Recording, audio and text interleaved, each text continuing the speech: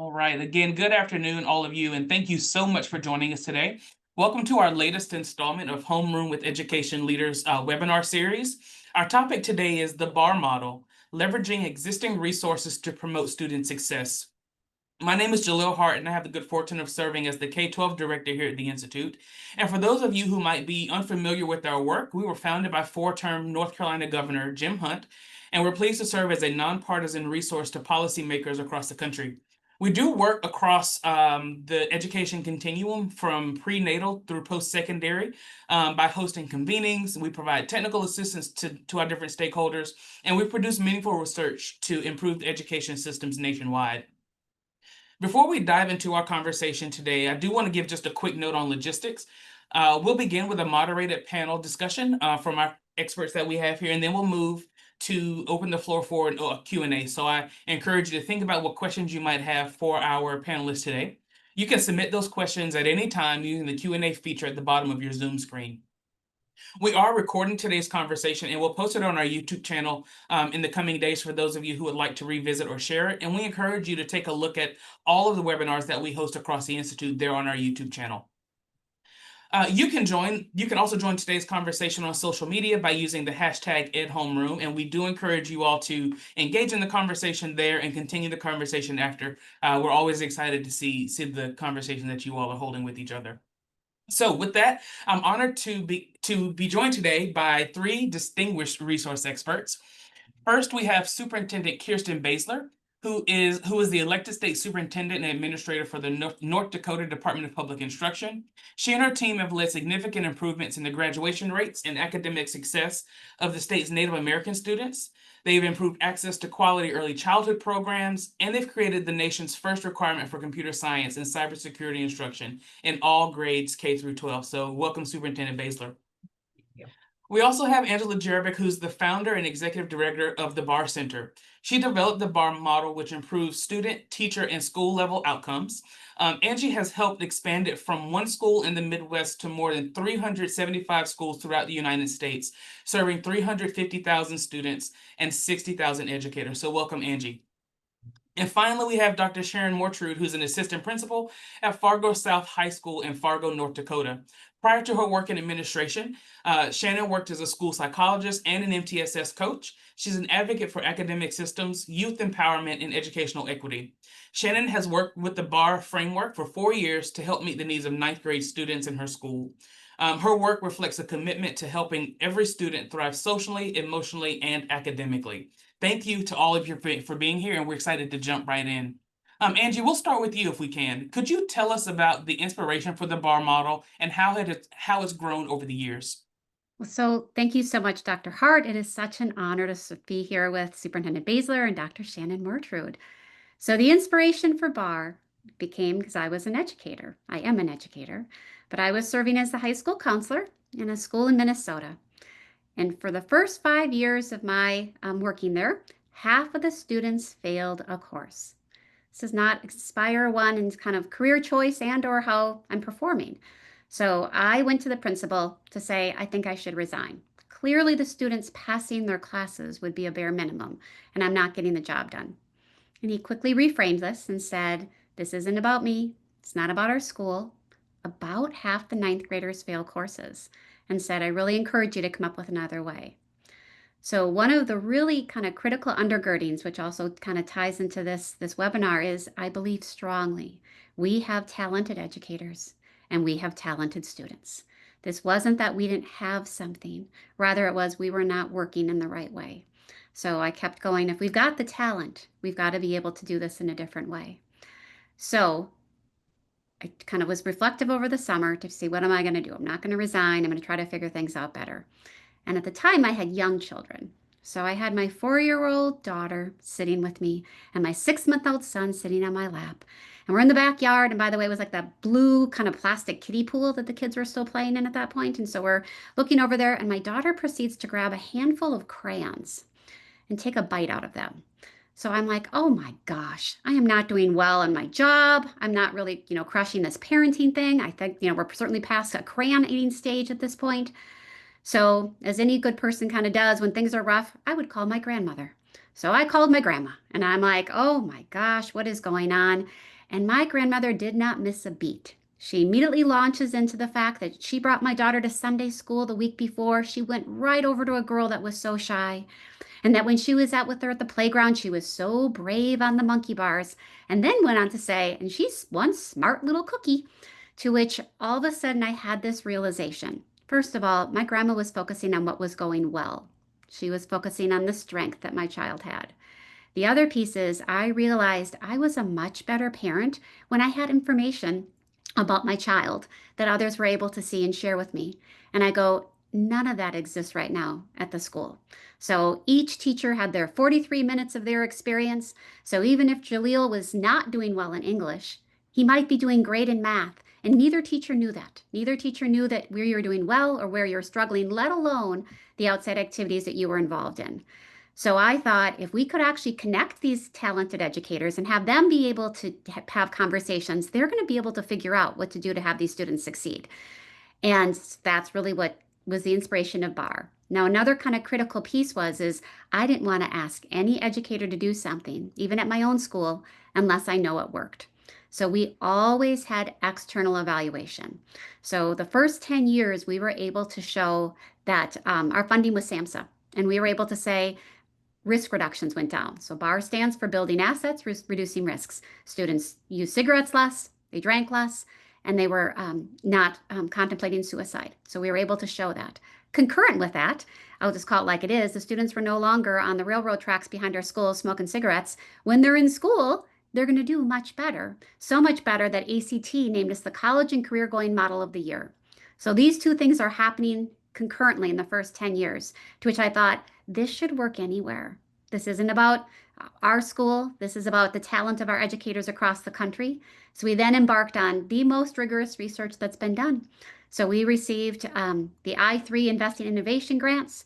We had 78 schools involved in randomized control trials all across the country. And we have 20 statistically significant impacts. 14 are about students, 6 are about adults. So back to this origination, I was going to leave the profession because I wasn't feeling like I was able to accomplish what I wanted to do. And what BARR is able to show is that when students are doing better, teachers know they're being more effective, they're being more collaborative, and they're continuing to be able to stay in the field. So in a nutshell, that's been my past 20 years, kind of like that. What did you do last summer essay? So I thank think you. I think you did a great job summing up 20 years in about 5 minutes. I think that was outstanding. And one thing that really stuck out to me is the student-centered way about BARR, right? And Superintendent Baylor, I would like to turn to you now because in my short time of getting to know you, one thing that I know is that you are absolutely student-centered, and that's one thing I admire. So the BARR model has been implemented in several schools across North Dakota.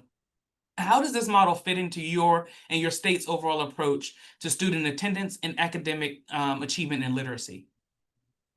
Thanks, Dr. Hart, and thanks to the Hunt Institute for having this very, very important conversation. I'm so indebted to the Hunt Institute and the Hunt Keen Fellow program that you run for so much education for me and so many of my colleagues. So it's an honor to be with Shannon and Angela today to talk about this very important issue.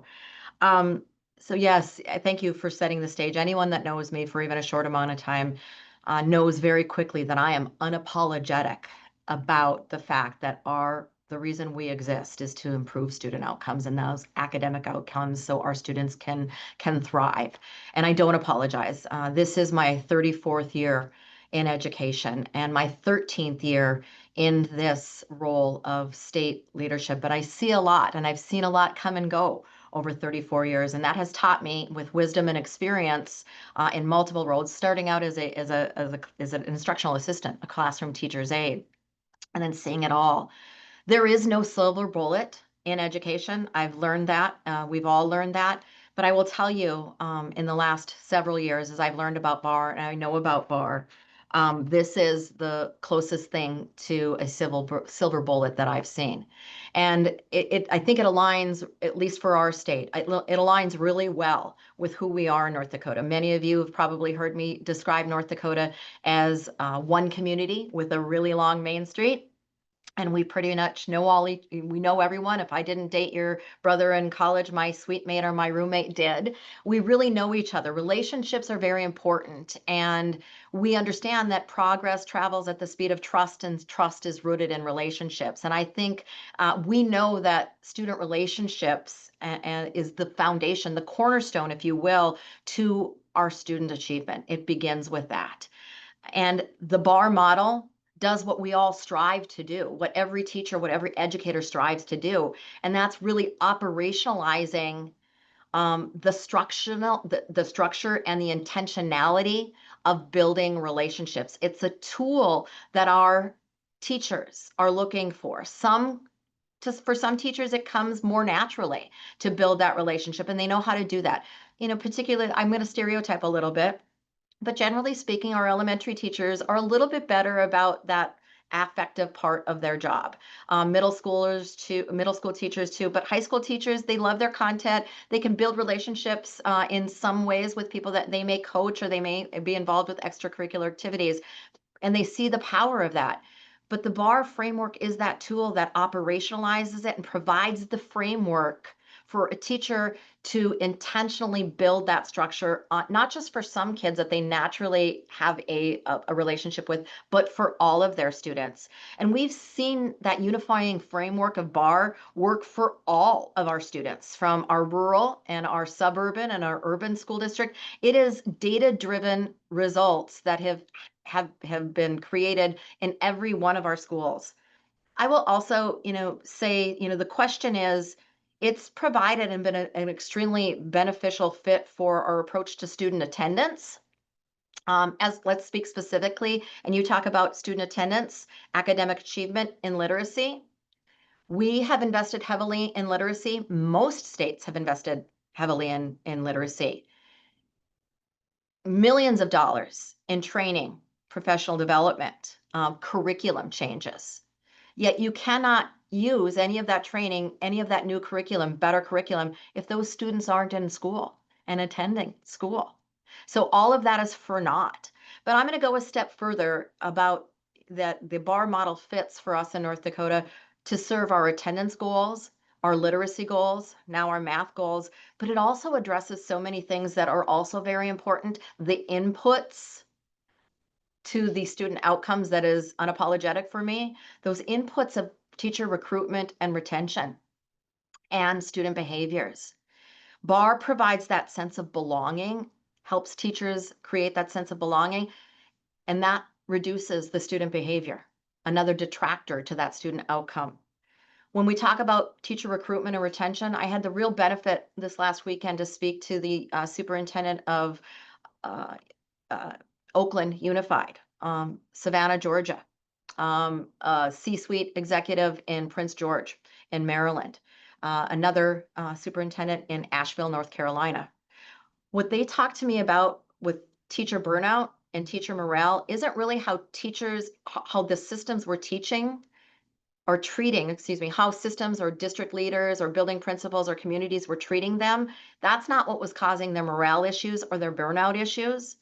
It was the fact that they were going back to school year after year, working so hard, trying new things, and not having the tool or the mechanism or the framework to help their children or more of their children each year. And so I think when we talk about BARR, when I talk about BARR with my policymakers and my appropriators, I talk to them about the impact that it has on math scores, reading scores.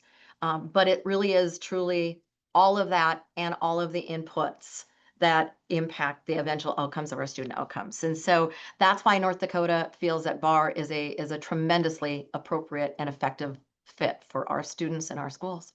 Thank you so much, and I really appreciate the practical piece that you brought into that. And with that, Shannon, I'd like to turn to you now because your high school implements the BARR model on your campus.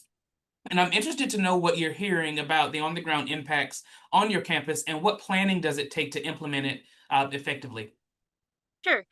So again, thanks for having us. I try to take every opportunity that I can to talk about the BARR model and how impactful it can be, not only for students, but for your staff. So everything that Superintendent Basler talked about, I have lived like in action at Fargo South High School.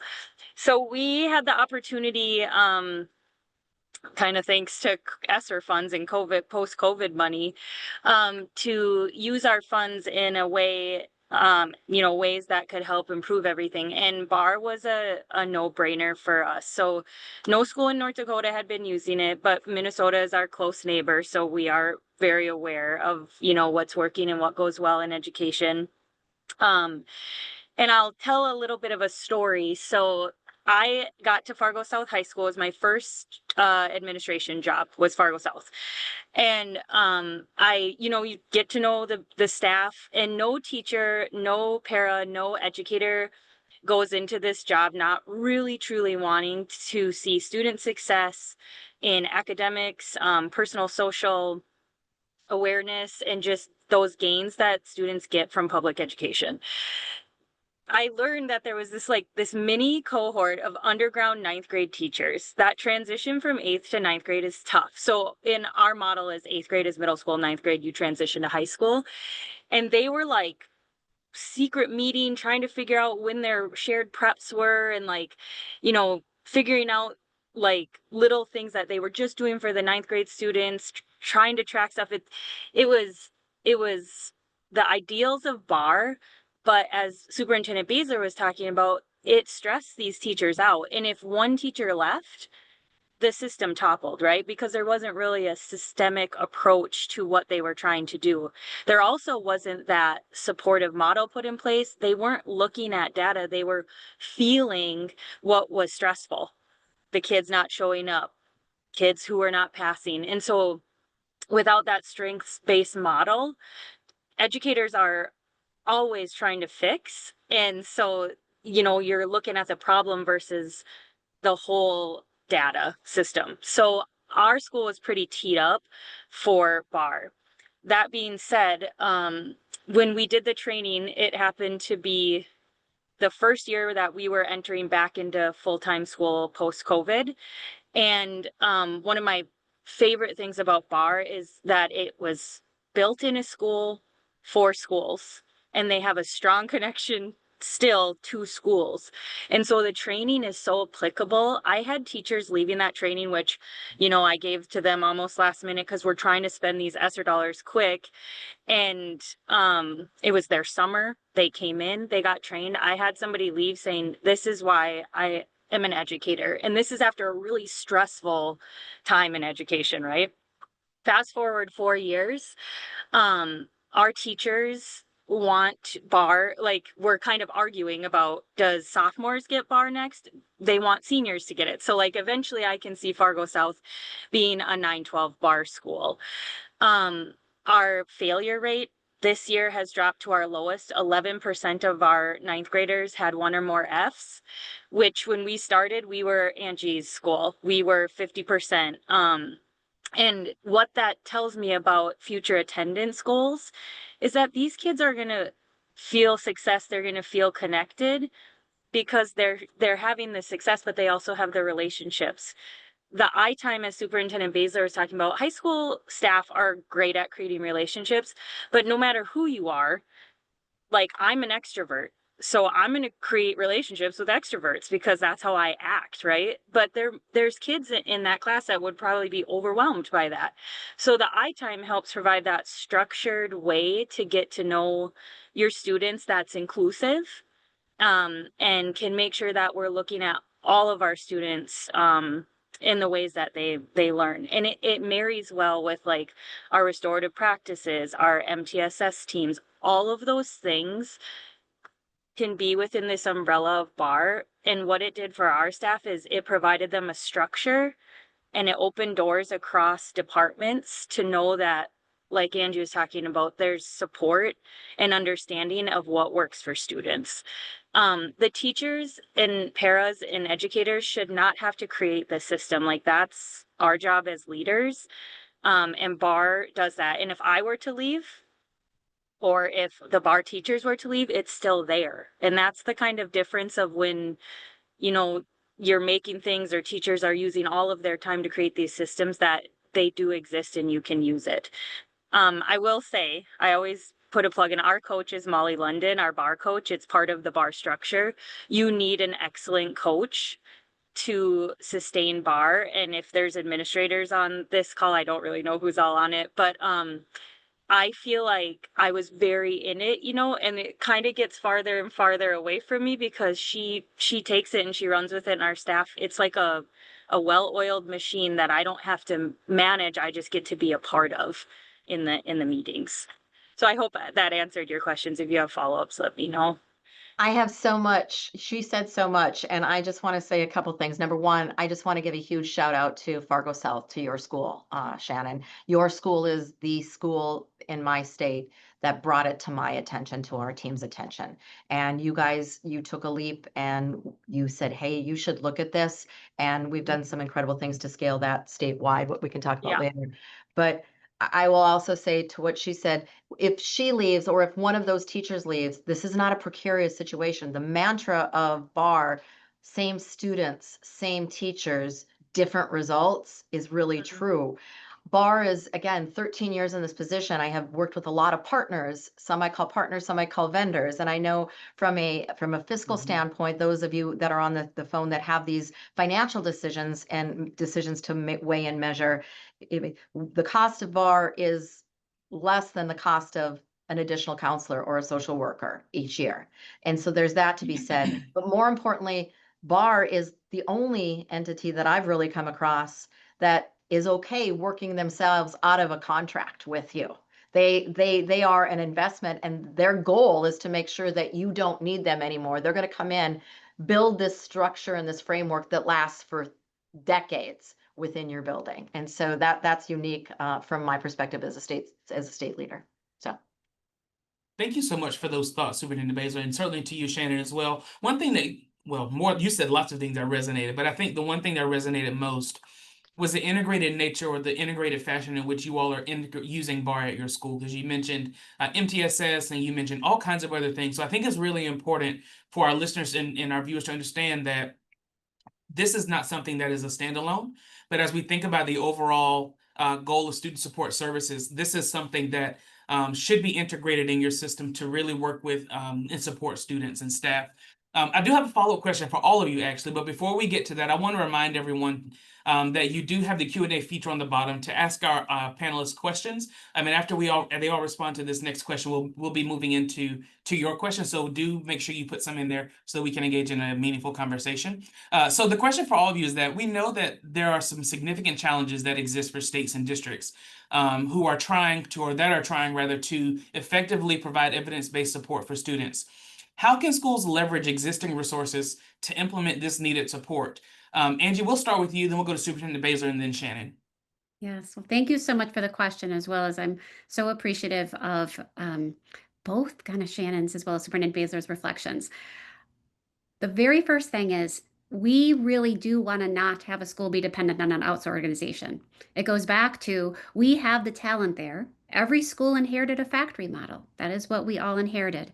So what BARR is trying to do is disrupt that factory model as well as outcomes within a year. So having done 78 randomized control trials and we had 6 months to show change, we know that can happen because we know our educators are that talented. So back to the how do you not disrupt? One of our first things that we do, every school is going to get a coach and we're going to say, what are you currently using? We are not here to displace anything. We are here to support everything. One of the evaluators early on said, many schools, if they're a big room, the image is you have lots of little lamps in corners that are working well, and BARR should be that power strip that goes down the middle. So subsequently, every single thing that's going, that you're doing well should be brighter. It should not be displacing it. So it does come and enter with humility, recognize local context. We are providing a system to work, and that system, once again, is utilizing the data that the school already has. We don't impose any data. Rather, we're saying, what data do you have? And then how do you actually have the current kind of creative talent of the educators come forward? I have to actually share one quick story. Last week, there was testimony in Wyoming. So we just started working in Wyoming last week, and we have 6 schools there. And 2 things that were new to me, which was lovely. One school said, we're not offering summer school this year because we didn't have enough students fail courses because of BARR. The next school said we had students who were chronically absent. One of the students they found out loves Harry Potter. They found out if they incentivized the student by doing a read aloud of Harry Potter 15 minutes a week, the student came to school every day. That intervention is such a low level, but typically teachers don't know that. So you have a kid who's not coming and you have this big macro system versus, hey, we'll read Harry Potter together every day. And you've now eliminated an absenteeism mission. Because I keep going, if we know who the kid is and we know what their strength is and we appeal to that, we'll be able to engage them forward. So I'm hopeful I answered your question. It was a little scattershot, but I'm like, how we work with other things is schools are doing amazing things. Often it's in isolation. So we're not here to displace it, but rather how can we glue that together and how can we make sure that other people know kind of that information that's coming forward. Superintendent Basil? So, thank you. So I know that how do you do this, and those financial constraints, the time constraints, schedules, those are all real things that are practical that Shannon faces every day. And I would say, from my perspective, I'll share what I've seen around our state. Many of our schools that are engaged in the BARR model have repurposed their instructional roles. They've repurposed their professional development days. I think it's really important what Shannon stated, and then you underscored, that this is not a new initiative, a new separate set of training. It is not. It layers into that and complements. It just provides the structure for your existing staff to use their already scheduled team time, to use their already available student data and the existing staffing in smarter ways. And so I think it's really important to throw out what we think is going to be the barrier and to imagine the possible, if you will, and not set up those preconditioned barriers that we think it's not that are going to be impeding in this. I also think that it's important for if there are data system silos that are occurring, if to kind of, as a leader, as a building leader and as a district leader, to shed and eliminate as many of those data sharing barriers that you might have, because I think that's what we've seen has been the most powerful, is when you have one teacher have this set of information about a student and then this teacher have another set, to really create the culture, if you will, and the conditions that makes it not only okay, but actually expected to share those data sets among each other to get to the real heart of the purpose and the heart of who that student is and what that real person is. And so I think states can also play a role for our state leaders in this by giving schools the flexibility, both in their staffing and their scheduling of not only the school day, the school year, but also, as importantly, how can they do professional development those days? And so the state leaders can look to ways to provide that flexibility for our schools to use the day and the time that they have with teachers in new and smarter ways. The final thing that I'm going to say is, at first blush, if you're just thinking the same old way about how to use your funds, that's going to be a barrier that you're not going to be able to overcome. If you're thinking, this is what we did last year, this is what we did, this is the new things that we want to do, there's not enough, we got to give our teachers our raises, there's not enough money to go around and spread the peanut butter, the cost is going to be a barrier. But if you're willing to say what we call, instead of planning for your funds, it's like, okay, this is how much funds we have, we're just going to do this. If you actually intentionally fund your plan, and your plan includes increasing student literacy rates and numeracy rates, and how do we get there? There are some things you can shed and probably should shed because there's no ROI in that effort, ROI in financial investment or the investment of the time that you're asking your teachers to do, and redistribute those funds. This is a very, very doable thing in every building with no new funding needed. You just really need to look at the ROI. And we say this a lot: fund your plan, don't plan for your funds. Shannon? Yeah, so I was just reflecting, and I think it's pretty clear that the model can work with whatever you had. And Molly, our coach, and I often share when we are meeting with schools in North Dakota or wherever, that our model hasn't even always looked the same every year. So it depends on your structure, it depends on your schedule, and we've shifted even mid-year because what you learn from BARR is that you maximize your resources, and if it's not working, like Superintendent Basler said, don't keep doing it. Like, you gotta get creative, you gotta look outside the box, but the comfort comes in the structure and the fact that we have seen success. So that shifting, which isn't always typical of educators, right? We're very like, this is our domain, we got to do this. It comes pretty naturally. But I want to talk a little bit about moving forward. So today, I'm at a learning conference, and at South, we're talking about a school within a school program, because we don't want to lose our students to like virtual options and or just lose them after they turn 16, or alternative options. Those are great, and we need those options, but we want to see if we can keep these kids and have them graduate as Fargo South Bruins. So we're talking about our under 16 kids in this group that I'm in, and it was a no-brainer. We're just like, well, Community Connect, which I don't know how familiar everyone is with the BARR structure. It's like your kids that need a lot of support. So that's our Community Connect meeting. Connect can determine the kids that are the ninth graders that will need this school within a school thing. So we're talking about developing a whole new system at Fargo South, but BARR is just a part of that. On top of that, we're establishing a new attendance model 912, but the BARR community meet, like the big block and small block meetings, those teachers will determine the kids that need the attendance interventions. Like, it does not have to be, even when you're moving forward, initiatives happen and change happens in your building, but BARR is just a part of the planning for that. That system is in place. We don't have to worry about ninth graders. Like, we have teams that are just going to work through that. They'll understand our new systems and our new model, and it will become an intervention or a pathway for them as they're looking at students' strengths, attendance, behaviors, grades. So that's something that I just lived today, like 2 hours ago. So I thought I would share that. Perfect. Thank you so, so much.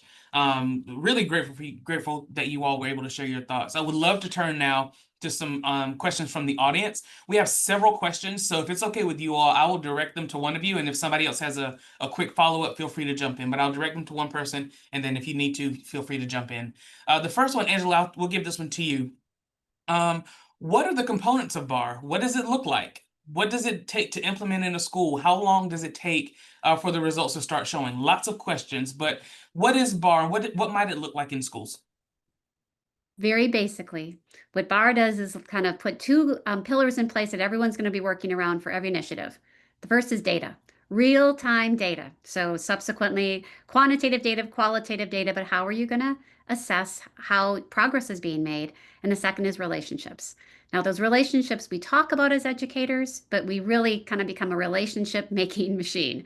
So subsequently, every teacher is going to have the ability to both be connecting with students and the students with students, and then teachers to teachers. That is the one that we really lean into. The other piece is it's also a lot of family connection. We are overtly fostering family connection because we really want to make sure that those families are a kind of center point. So those are the two kind of pillars. I know they sound obvious, but believe it or not, they're kind of disruptive in a factory model where you typically get a job and get assigned to a department and, just only kind of talk to your department heads.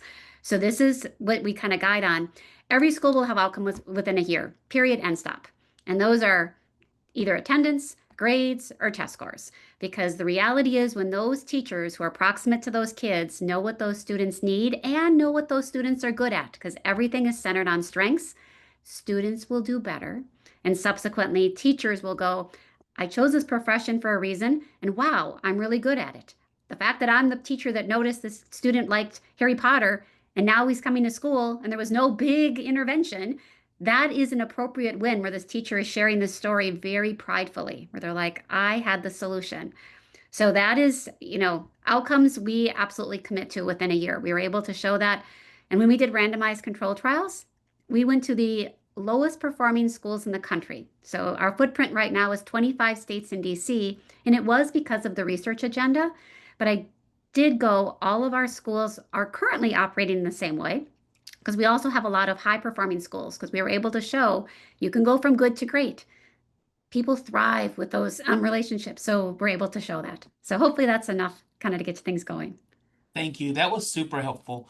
And I think that kind of leads into one of the next questions. You talked about it a little bit, but if you could talk a little bit more about this question explicitly says, do you have any qualitative data, even anecdotal evidence that the building assets aspect of the BARR model creates avenues for educators to build relationships to address the reduction of risk? Yes. I'll probably actually have Shannon talk about this a little bit also, but what we are really asking teachers to do is look at both data trends and qualitative data. So subsequently, has your friend group changed? Are you wearing the same clothes every day? And catch those things early to be able to say, is something going on? So you subsequently can identify those risks early. I'm a really big believer in educators need to stay in the profession they chose, and they should not be becoming mental health workers, but they are the ones who are proximate. So when they have a mechanism to say, I see something, I'm going to tell someone and get Community Connect resources in place. That's part of the reason that we are able to show these outcomes for overall healthy students is happening. But I also go, the math teacher is not going to say something if they think they're now going to need to look for housing. So they're like, I don't know if they've got a place to sleep. Rather, I'm just going to teach my lesson. But if they know the BARR system has said, if you identify things, you're going to tell the appropriate person in your school, and the school is going to get those resources to you. You end up with, all of your educators really seeing the things that sometimes they half squinted. They're like, I don't know if I want to know this because now I'm going to come home with yet another stressor of going, I don't know what's going to happen tonight for that student. So that is, we have happy to share all of our outcomes. But yes, we have had outcomes to show that those risk reductions also occur. I don't know if Superintendent Basler or Dr. Murtrid have anything else to that. I could talking about real stories and just qualitative data that comes up in our BARR meetings, like from the simplest one of the I times, which happen in the designated classes that you've assigned them to, a student, when we're talking about strengths, sharing that one student who doesn't engage in the academic content yet really looks forward to the iTime days. Will participate, does not participate otherwise, but participates in those. And that's how that relationship was able to be established with that teacher. A more intense example would be from our Community Connect. We noticed we had a student, they end up there for reasons, right? And just pretty drastic attendance rates. And lots of interventions happen. You're meeting with a teacher, you're meeting with so and so, but the student that they were going to one class more specifically, that's who we deemed you're going to create the strong relationship with a teacher. They have a relationship with their counselor too, but they're going to your class the most. And that led to them getting into that class more, being able to talk to that teacher about why. And if you talk about risky behaviors, this student, I mean, this is an extreme case, but she chose to, in a very guided way with the teacher and counselor, kind of choose a new friend group because she was skipping and spending time in the bathroom. And if we have a bunch of educators on here, we know what's going on in the bathroom. And so that's 3 risky behaviors in and of itself. Whatever substance was happening, skipping school, and not getting a diploma eventually. And so she did a 180 this year, and semester 2 did not fail a single course.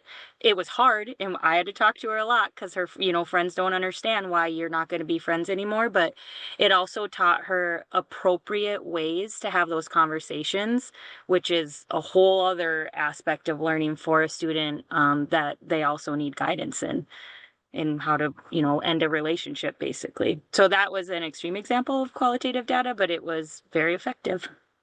I would say I would only have one thing to add to this. I think the favorite stories that I hear and examples that I hear from the BARR schools across our state are the ones that, this is not just one story that I've heard one time. It's multiple times that I've heard this same example. It's the gratitude that our teachers have for the discovery of the fact that when they are given team time, or when there is team time, because many of our middle schools run on that teaming time, but the traditional teaming time, we've all been there. that team time, that limited teaming time gets sucked up by the students that are actually either behaviorally challenging or are failing severely academically. And we never get to all of those in the middle and even sometimes those in the top. But because this operationalized structured framework not requires, but helps those teachers go through methodically, so they're discussing every student and teaming on every student. It's those quiet, silent kids that are probably getting A's, but there are other indicators that have changed that we're saving them. And it's the relationships that are being built among those students. They don't always need to reach the level of acting out and or failing before we can get those early interventions. And that teaming time, the methodical approach of structure and framework of making sure that those kids aren't left behind are helping overall. I will also just share one very specific story about it's going to take a village, and it does. It's the community.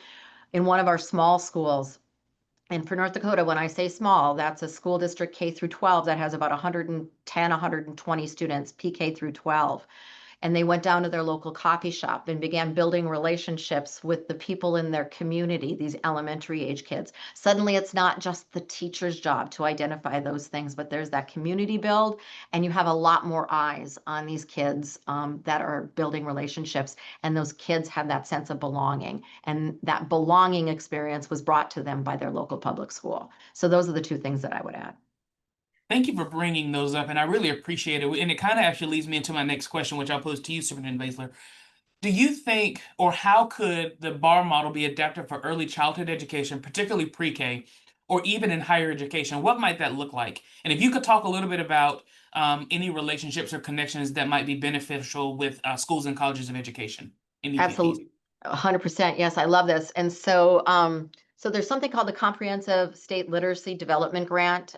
It's the second iteration, or maybe the third iteration of the reading grant, the literacy grant. Because of the success that we had in BARR, because of our belief in it, we wrote that into our grant. It was a competitive federal grant. And there were states, like we don't have a grant writing team, and there were states that we built out that have like massive grant writing. And I was very pleased and just so honored that USED had reached out to me and said, this is probably one of the best, strongest grants that we've seen written and submitted. And we beat out some of those powerhouse states. I'm sad for them, but happy for us. And I do believe that it was because it was very intentional. It was based and rooted in the data and the evidence of 20 plus years, as Angela has pointed out, and that was the model. For the CLSD grant, it's a requirement that school systems, K-12 school systems, do work with early childhood and higher ed. And so those are the very specific examples. And I think at the very beginning, working with those early child care providers, whether it's a preschool or in a center that's providing care for 0 to 3, building those daily routines of attendance, and as importantly, building the family engagement, the conversation, helping those families learn the academic words of synthesize and summarize and all of those fun things that are academic. So I think that's specifically how we can, but again, teaming with, preschool teachers can team and notice behaviors in 4-year-olds. Sometimes 4-year-olds don't have words. 2-year-olds certainly don't have the vernacular to describe what's happening to them, but teachers do, and they can team on students as well. And so just really having that continuum of conversation about what it is to have a sense of belonging and what it is to know and know the strengths, like Angela's grandma taught her about her child. And oftentimes those poor preschool calls are about the behavior, and it's like, oh, your kid bit Johnny today or Susie today, and rather help them be trained on how to be asset focused. Same thing for our teacher preparation programs and our academic programs, along with our business communities. All of those people play a role. And when you have the school system in many of our schools or many of our communities, the school is the center of the community. When you have that school staff trained in that way and that culture, it does seep out into community. And that's the same thing that happens as you have the K-12 system in your state so go the higher education, because people tend to go to the higher education institutions that are close to them as well. So there's this natural creep that we like to see. Thank you so much. Angie, you came off mute. Did you have anything to add? I did. I was really appreciative of it. And I've actually been in some preliminary conversations with a number of colleges, because some of the skill sets that BARR requires right now is not being overtly covered. I mean, there's a lot of class management. There's not much about transparency and sharing data with your coworkers, in particular when you have to be vulnerable to say, students not coming or performing in my class and they're performing in yours. And how do we look at this in a way that isn't being, personalized, in a way that's accusatory, but is really strength-based? So that data running and that ability to work in a team with other adults is something that is I think going to be a more and more necessary skill set as our new educators are coming out of the field, because I think this solo practitioner and just working as a contractor and closing my door, even if you are a rock star, the ability that you can contribute to have your entire school be stronger does require you to kind of leave that traditional model. I also, if it's okay, I want to just put one other piece. I had a fabulous call from a parent whose child has straight A's and had said they always do the right thing, and BARR was in their school. They just contacted me actually within the past 24 hours and said that this was the first time they felt the adults actually really knew their kid. And it wasn't even a problem. It just was, this mother was like, she always does the right thing, but she's very reserved. And she said, I just felt like she was unknown. She said, and now through all these lessons, I have all these adults who know her. And she's like, I just have this new sense of trust for the school, that I'm giving my, child to go to the school with all these adults who actually know what she's capable of. And I kind of go, that is what I think we're all hoping for, that you're like, and I think those adults want to be able to have that relationship with those families. So just wanted to throw that in as that other comment, because it's both looking for risks, but it's also just looking at our wonderful students we have and having that ability to say, oh, wow, this kid's going to do amazing things. Thank you both for raising those things. And as a former kindergarten teacher, I wish I had something like this to help me connect with my students and and the families that I had. So I really appreciate you both raising those things. Shannon, I'd like to turn to you now for from one of your friends in Minot. They are starting to implement BARR this coming school year, and they'll be the new coordinator. What is the most challenging aspect of implementation that they should be considering? Is it scheduling, teacher buy-in, student buy-in? What thoughts might you have? Yeah, I can talk about that. So I bet my friend from Minot is thinking that it's going to be buy-in, but I want to tell you, do not worry about that.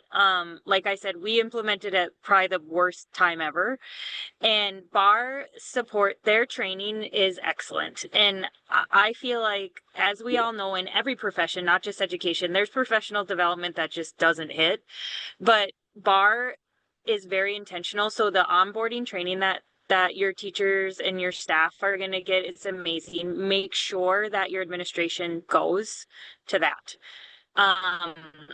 All of us went to ours for at least some capacity. We even had district leadership that came to our training as well, since it was really, really new at the time for North Dakota. Additionally, the coaching that you get through the 3 years, that helps with all of the implementation logistics and things like that. Do we know what level? If it's high school, your schedule's already built, and that's okay. But I would say that your schedule is it's not a barrier. It's the biggest thing that you need to pay attention to. So when we implemented, like I said, we implemented late. Our schedule was built, and we made up our own way to get the teachers to meet, because they did not have, shared students.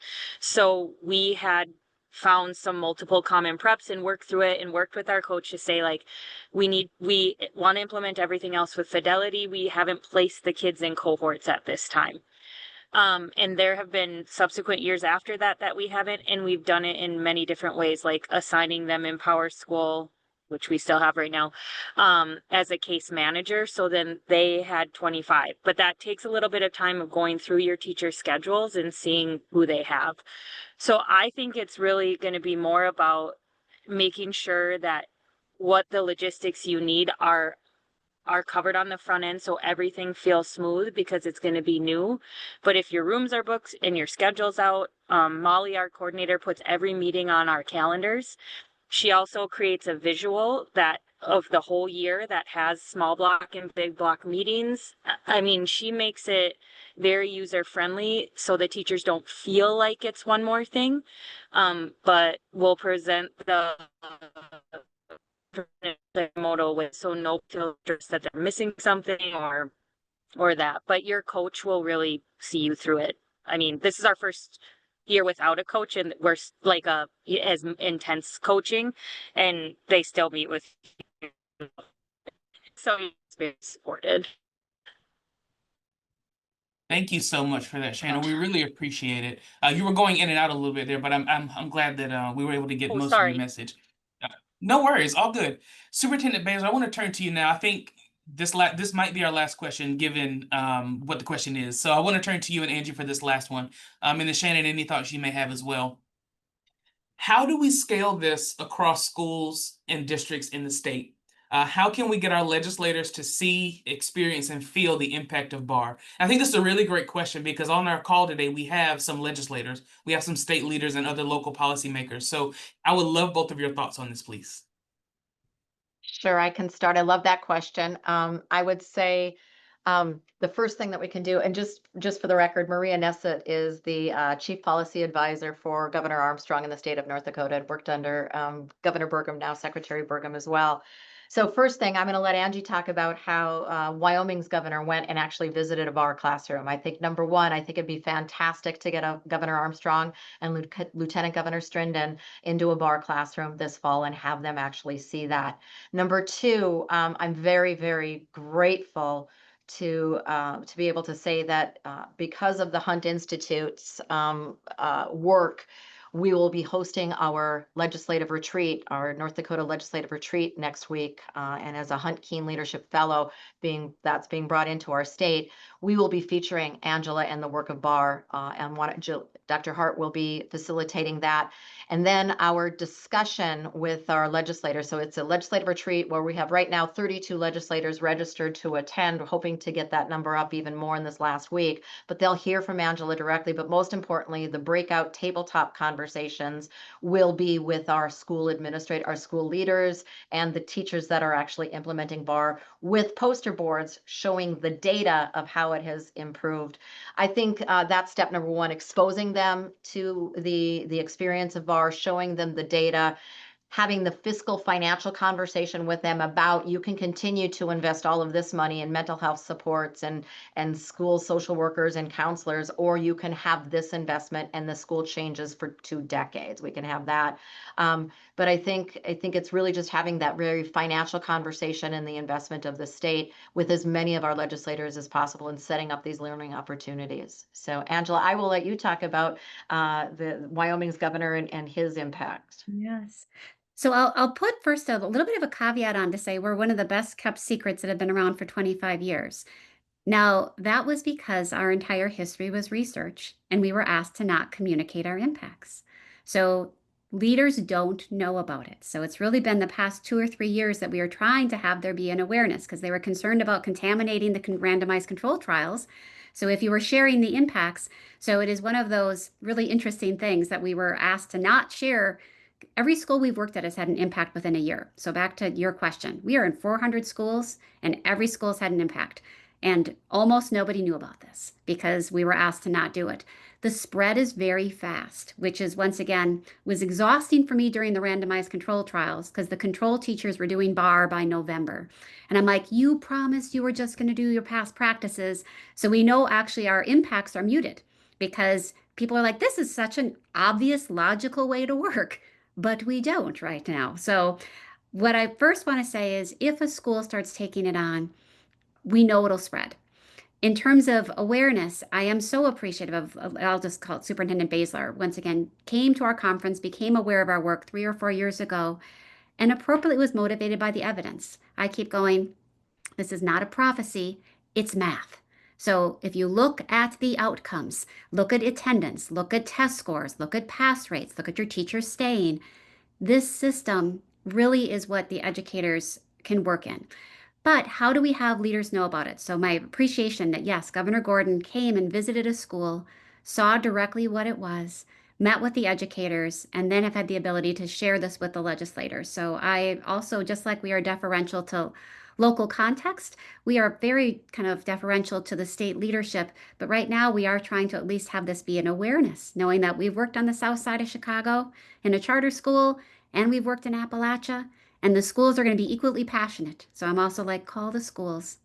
Let them show off their data. Let them show the solutions they came up with and how the students are doing well, because this is giving the power back to the educators to say, we know how to serve these kids if we actually can see what's going on. So I like both a kind of a unknown, but just an appreciation for the leaders that are taking the time to hear what the educators are experiencing.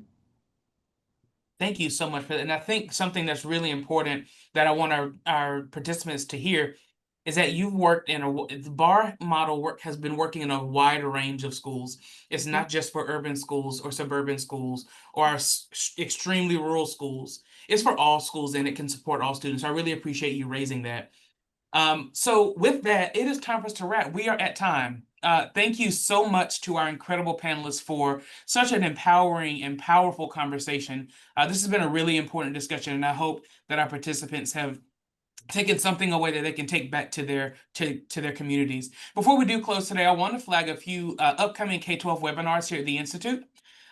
We do have a link that will be dropped. There they are. A link will be dropped in the chat for you to register. And they will also be included in our follow-up email that you'll get after today's webinar.